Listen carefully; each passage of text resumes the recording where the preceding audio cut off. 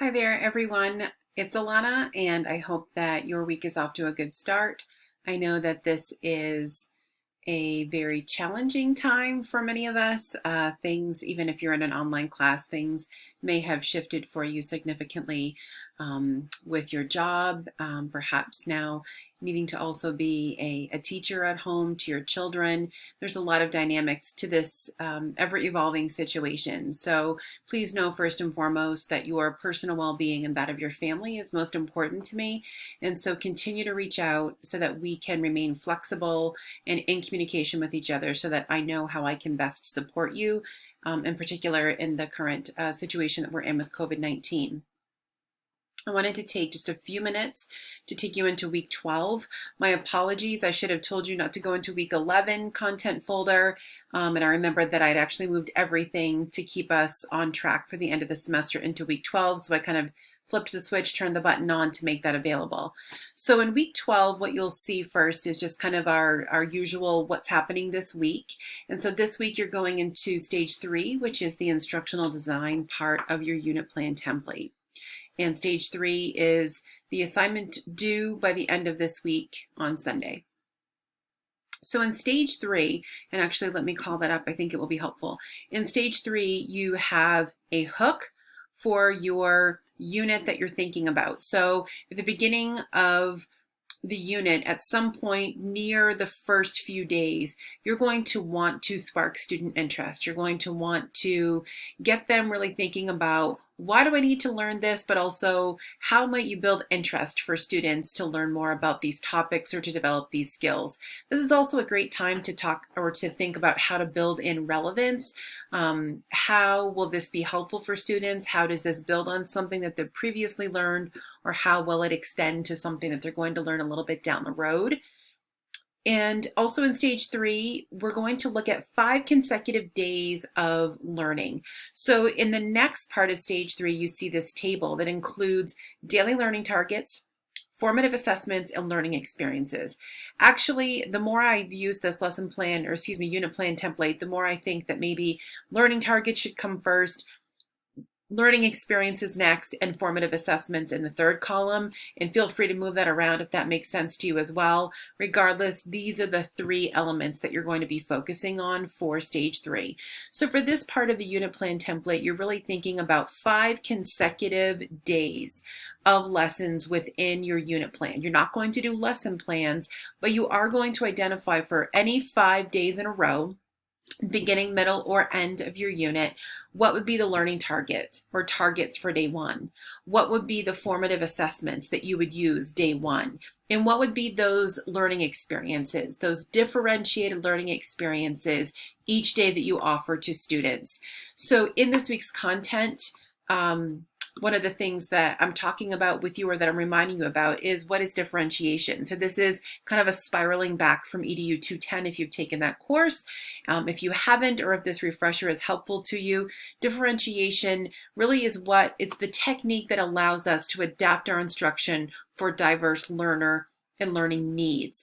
And so we learned about different ways that we can differentiate. We can differentiate in terms of content or process or product or learning environment. So this is a refresher about what differentiation is, and then we get a little bit more into how is it slightly different but also similar to this notion of scaffolding that we've learned about previously. And so here are some examples as well.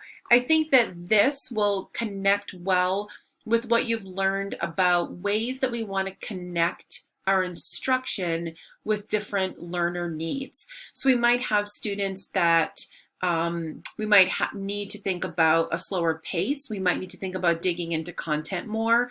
So we might think about things like Lexile level. We might also think about students who are gifted or who excel in a particular topic or skill. And so what would we offer as those extension of learning opportunities that really get at that higher cognitive level?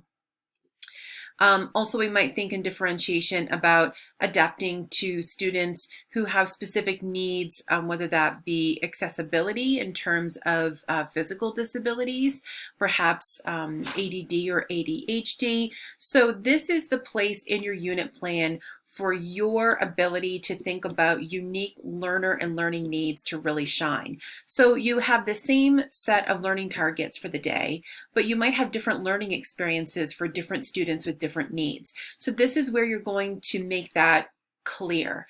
This is also a great place to continue to link in. So use hyperlinks. Make sure that you are including links to specific resources or websites, or that you can maybe link in a Google document that you're using, maybe for an exit slip or an entry slip, or if you're using technology for formative assessment, link in the website that you're using or the tool that you're using. So again, you will need to, as is stated in this week's content folder, you'll need to add rows here because currently there's just one row signifying one day of learning targets, formative assessments, and learning experiences. So you will want to make sure that you add 4 more rows to have your 5 consecutive days. And so just go ahead and add your row below. So in this week's content folder, you see information on what is a hook, what is a lesson hook, why do we use a hook in our lessons and in our units, and there are a couple of resources for creating effective hooks for you in this week's content folder, as well as learning targets. Remember, we have standards that need to be broken down into smaller, more manageable daily learning targets. So here is a great resource from Expeditionary Learning EL Education that talks about what is a learning target, how do we get learning targets, and here are some examples of learning targets. That resource is through the lens of Expeditionary Learning, but it's all the same information about learning targets, so that remains the same. And then this is a short, I think 2-minute and like 15-second video about how that process of creating a learning target. There are resources in this week's content about differentiation, and also a little bit more from ASCD about differentiation. You might choose to do something like learning stations, which is really popular in classrooms that do tailor toward unique student needs and that really are showing evidence of being attentive to differentiation. You also have some resources. I think this will be a refresher for many of you on formative assessment. Again, what formative assessment is, and then some resources, multiple resources on formative assessment tools and techniques. And then here you see the link for submitting stage 3 of your unit plan. So as always, reach out if you have questions or concerns. I wish you the very best, and I hope that everyone is safe and healthy.